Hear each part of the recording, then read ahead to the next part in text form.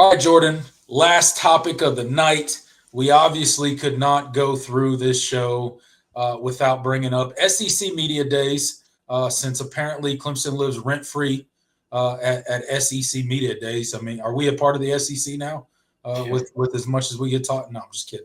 But Lane Kiffin, none other than Lane Kiffin, the troll of the SEC, the troll of head coaches of college football, the viral Twitter sensation, Lane Kiffin, part-time college football coach, full-time internet troll, had some interesting comments about our Clemson Tigers, referenced a quote-unquote SEC coach that communicated to him that he would rather play Clemson every week than an SEC schedule. So that's interesting. Obviously, he's still bitter about Ole Miss being left out of the playoffs, Clemson being one of those teams that took a spot as the ACC champion. But yeah, your thoughts on Lane Kiffin's comments? I thought they were interesting. I thought they were funny. It's typical Lane Kiffin behavior, honestly. None of it should surprise you if you watch Lane Kiffin at all. But I figured we couldn't end the show tonight without at least talking about it a little bit. So we'll give the troll Lane Kiffin a little bit of attention tonight, if you will. So Jordan, your thoughts? Yeah, Lane is always trying to stir the pot. That's just kind of what he is. He's been like that his entire career, coaching career. It's kind of one of those things where you kind of roll your eyes and you move on. But, in terms of the comments, listen, I don't think they're all under whatever SEC coach said that. And I do want to point out three possible schools. Georgia, Texas, or South Carolina. So those are your three options. But I do want to point out that he said coach and not head coach. So hey, it could be a head coach. It could be anything from a head coach to a coordinator to a support staffer or a position coach. You don't really know. But you can speculate on who it might have been from, but ultimately, I don't think it was all, unfounded. I mean, it's not a secret that Clemson in the last few years felt like they got softer. Obviously the play on the lines of scrimmage, even on the defensive line, you saw the play tail off last year.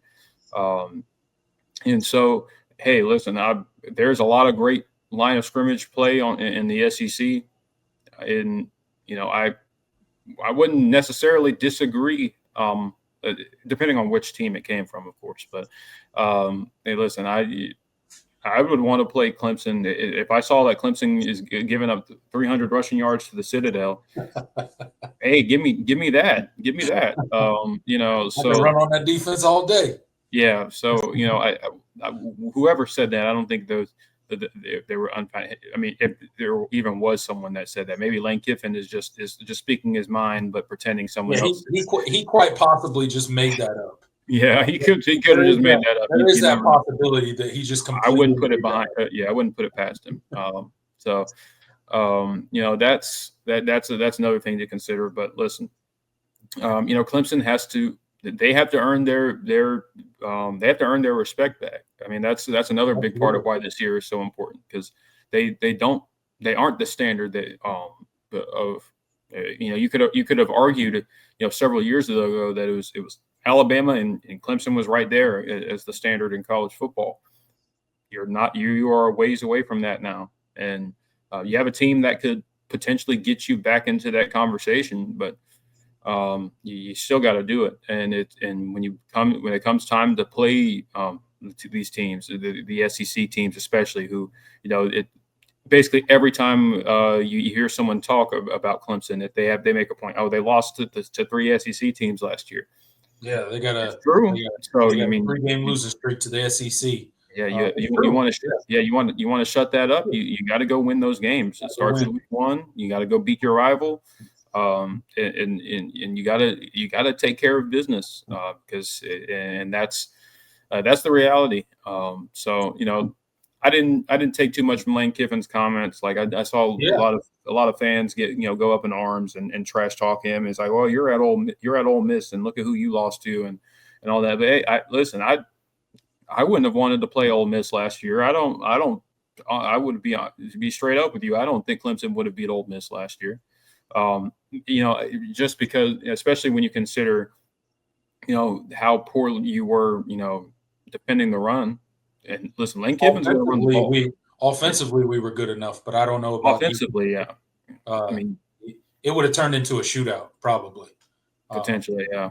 And listen, Ole Miss's defense was very good last year. So I mean, you would have had your problems on that side of the ball too. So and I guess it probably depends on when you play them. If it was like, beginning of the year, I definitely wouldn't like Clemson's chances in that game. But of course, the offense that showed up against Texas, I think, could put points on Ole Miss. So that offense that showed up then could put points on anybody. Really. On anybody, but defensively, yeah, it's not good. So, but I say all that to say that you've earned the kind of the ridicule that you've gotten. And I welcome it, man. I enjoy it. I like it because guess what? If you're not relevant, then no one's going to be talking about you.